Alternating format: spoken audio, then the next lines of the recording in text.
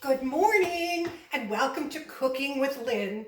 I decided that I would go in my refrigerator and I would find out what do I have that might have been hanging around a little while that I haven't used.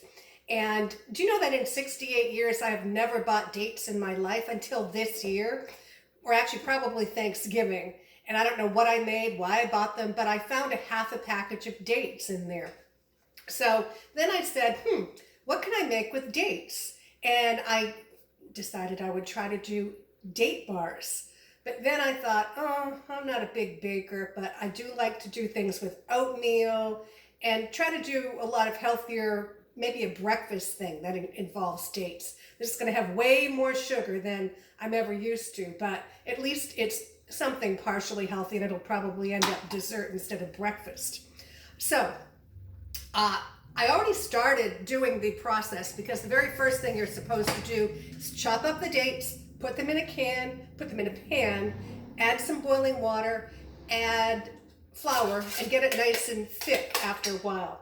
Then you're supposed to take it off the stove and add vanilla.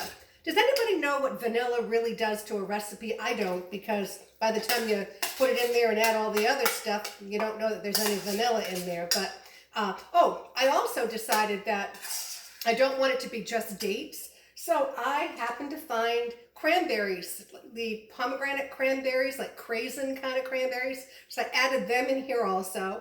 And I have this nice thick mixture that we'll be playing with in a minute. Now, I cut the recipe in half because I didn't have 2 cups of dates. So now I have to remember to do all my dry ingredients. And I found I had a little baking powder. This has been lying around forever. I have no baking soda, but they say you could substitute baking powder. It does the same thing. You cannot use baking soda if you need baking powder and you don't have this, but you could use this if you don't have baking soda. And it has to do with the rising agent in this. So we're going to take my bowl and we're going to do half a cup of my dried ingredients. So I'm going to do a half a cup of oats, and I'm going to do half a cup of brown sugar. I may even cut this down a bit. Maybe I'm not a big sugar person. Let's cut this down to less than half. Let's make it a quarter of a cup of brown sugar. And then we're going to do some, the baking powder where it says baking soda. They want me to put in 1 teaspoon. So, oh boy, it's really crusty in here. So I will put in that. Dig out some more. More. I don't think you could ever have enough baking powder if you're going to be baking. So now it needs, okay, I did the oatmeal.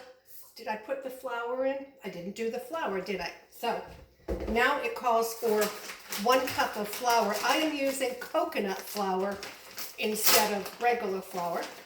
So I will do a half of a cup of coconut flour. There we go. So now that's in there. And I have to remember everything.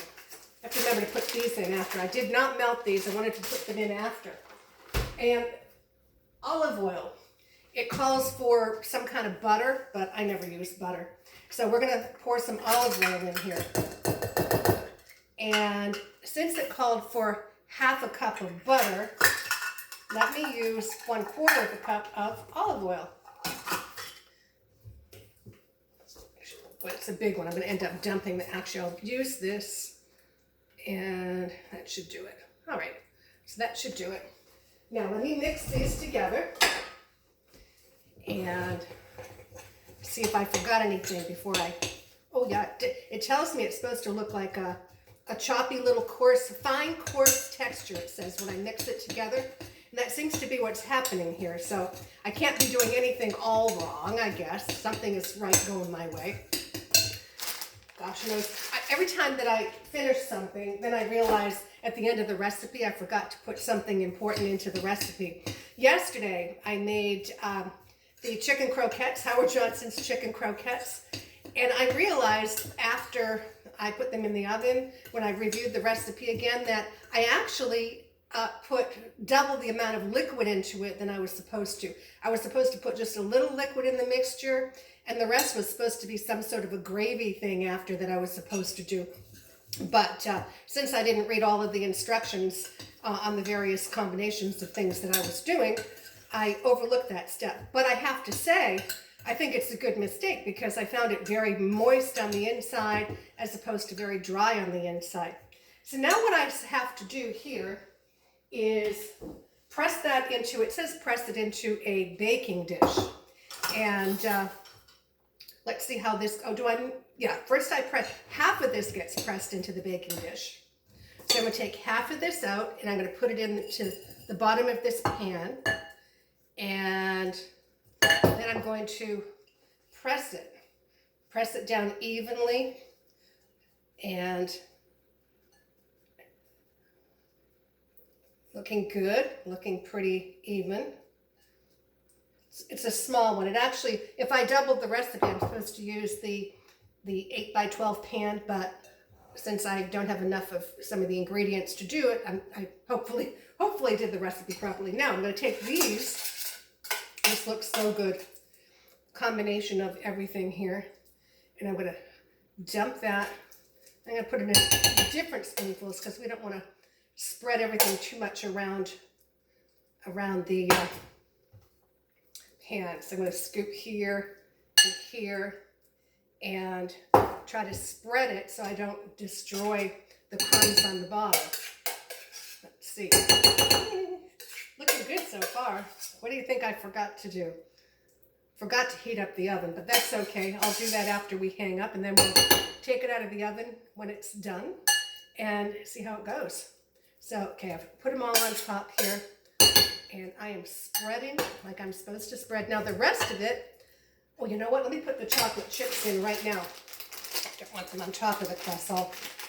These are semi-sweet chocolate chips, which I love to get fresh walnuts and mix them up with these and some of the cranberries, and that makes a great snack when I'm craving M&Ms or something like that. So they're a terrific thing to have.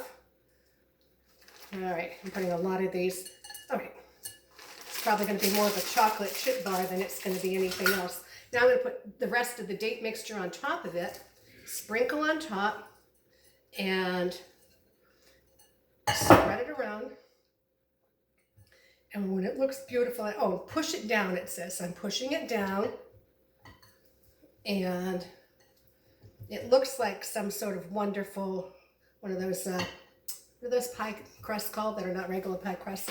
Here, look at that. Now this is going to go in the oven 20 minutes at 375 in the oven, and then I should have some sort of date bar. So we'll see how that goes, and I'll see how Rance likes it after.